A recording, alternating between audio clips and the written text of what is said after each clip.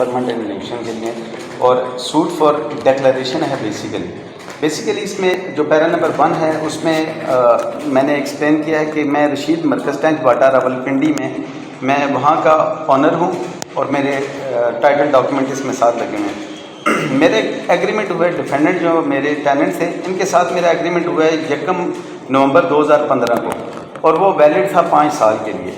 अब 5 साल पूरे होने के बाद मेरे टेनेंट ने मैंने इसी पैरे के आगे में लिखा कि ये फ़ोटो स्टूडियो शॉप थी इनकी, इन्होंने फर्स्ट वीक ऑफ सितंबर में ये वकेट कर दी और वकेट करने के बाद इन्होंने फर्स्ट वीक ऑफ सितंबर 2021 में लाइन नंबर 6 है पैरा नंबर 1 की जो पेज नंबर 2 पे है, उसमें मैंने बताया finally the defendant vacated the above mentioned shop in the first week of September 2021 after receiving and clearing all the dues including security amount from the plaintiff. Thereafter the defendant he handed over the possession of shops to plaintiff in November 2021.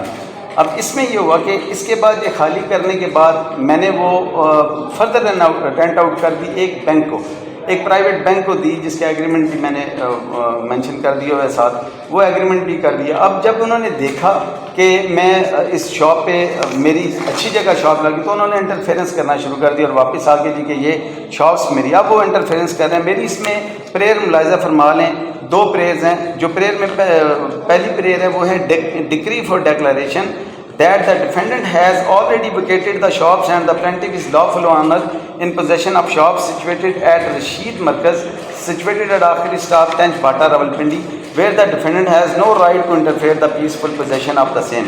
A decree for permanent injunction restraining the defendant to not interfere in the peaceful possession of shop situated and so वो सारा, ये 2 मेरी simple prayer थी। इसमें kindly इसका जो written reply है, written reply का पैरा नंबर 2 मुलाहिजा फरमा लें। उसमें रिटन रिप्लाई में पैरा नंबर जो प्रीलिमिनरी ऑब्जेक्शन है इसका पैरा 6 है। इसमें उन्होंने मेरे एग्रीमेंट को और इसकी डेट को एडमिट कर लिया है that the defendant obtaining 2 shops on the rent situated at 5th one of Rashid Markaz Abadi number 1 Tanch Bata Rawalpindi from the plaintiff on 6/11/2015 at the rate of monthly rent rupees 28,000 that initially the lease agreement was for the period of 5 years and is subject to renewable upon mutually agreed terms and conditions upon completion of initial period to the defendant requested the defendant requested the plaintiff to renew the lease agreement upon verbal assurance that tenancy remained continued with enhanced rent। इसमें agreement को admit कर लिया गया, उसके बाद इसकी limitation को admit कर लिया गया और बताया जी कि ये 6/11/2015 को हुआ और ये 5 साल के लिए ही था। उसके बाद अभी तक कोई हमारा, और उसमें आगे फर्दर उन्होंने एडमिट किया कि ये म्यूचुअल कंसेंट से रिन्यू हो सकता था। अब रिन्यू नहीं हुआ, मीनिंग देयर बाय कि हमारी म्यूचुअल कंसेंट नहीं थी और उसके बाद इसने हमें पोजेशन, यानी मेरा केस प्राइमा शायद तो मेड आउट हो जाता है वहाँ से, और ये इन्होंने एडमिट कर लिया तो वो admitted facts need not to be proved वाला आ जाता है यहाँ पे, और उसके बाद उस फार्मूला के तहत ही ये नहीं बनता। और इसमें उनकी प्रेयर यही है कि मेरा सूट जो है वो डिसमिस किया जाए। इसमें मेरे डॉक्यूमेंट्स 2 इम्पोर्टेंट डॉक्यूमेंट्स हैं मेरे।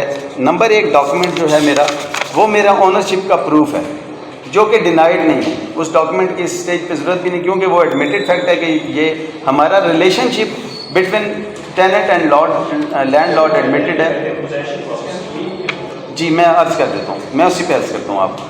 उसके बाद ये एग्रीमेंट मुलाहिजा फरमा लिया। एग्रीमेंट में जो सिर्फ ये एग्रीमेंट से 3 पॉइंट्स डिस्कस करूँगा, उसके बाद मैं ऑनर रिपोर्ट को, ये पैरा नंबर 1 है जिसमें वो जो मुद्दत है वो टाइम पीरियड 1 नवंबर 2015 से 1 नवंबर 2015 को हुआ और इसमें वो बताया जी कि 8 लाख रुपया उन्होंने दिया और उसके बाद पैरा नंबर 2 में दोबारा वो कह दिया कि 5 इयर्स का होगा वो, यानी जो मेरे सबमिशन है वो सारी एडमिटेड है इस एग्रीमेंट के तहत। इसमें जो पैरा नंबर 4 है वो इम्पोर्टेंट है, that The lease agreement, however, can be renewed if both the parties are agreed and new terms and conditions will be settled mutually, and the renewal shall entirely be on the discretion of the lessor and landlord. اب اس میں آ کے ہمارا کسی قسم کا کوئی اس میں نہیں ہو.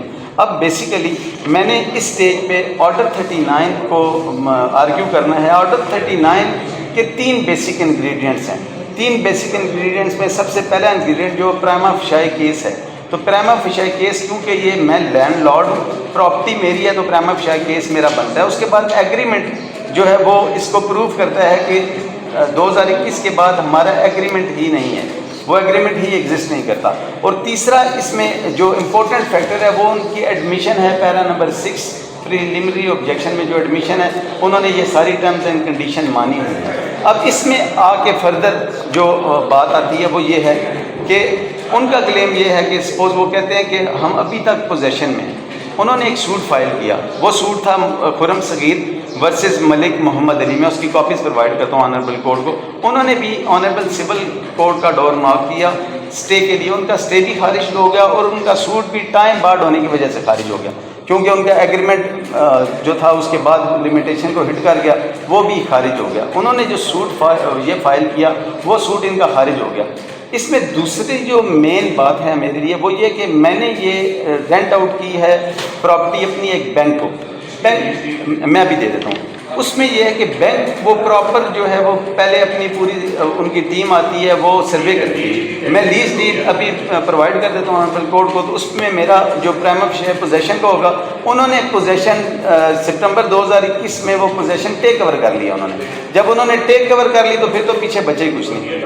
میری ہمبل سبمیشن میں کنکلوڈ کرتا ہوں یور آنر, میری ہمبل سبمیشن یہ ہے کہ 2022 SCMR 366 میں یہی 3 ingredients prima facie case, balance of convenience اور irreparable لاس, یہ تینوں 39 کے حوالے سے انہوں نے کہا اگر یہ تینوں ایگزسٹ کرتے ہیں تو آنریبل کورٹ اس میں اسٹیٹس کو کنفرم کرے گی اس وقت تک جب تک ایون ادروائز کوئی بات نہیں آ جاتی. ہمبل سبمیشن میں تینوں انگریڈینٹس میرے پورے ہیں. میں ابھی ڈیڈ پرووائڈ کر دیتا ہوں آنریبل کورٹ کو, اس کے بعد میرا کیس کلیئر ہو جائے گا. باقی تو میٹر ڈکلیریشن جو ہے میرا رائٹ آلریڈی ایگزسٹ کر رہا ہے, تو اسی کو ڈکلیئر آنریبل کورٹ نے فرمانا ہے, لیکن وہ اسٹیج آئے گی after recording of evidence.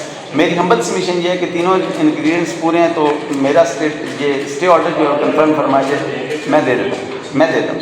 Thank you very much. Highly obliged sir.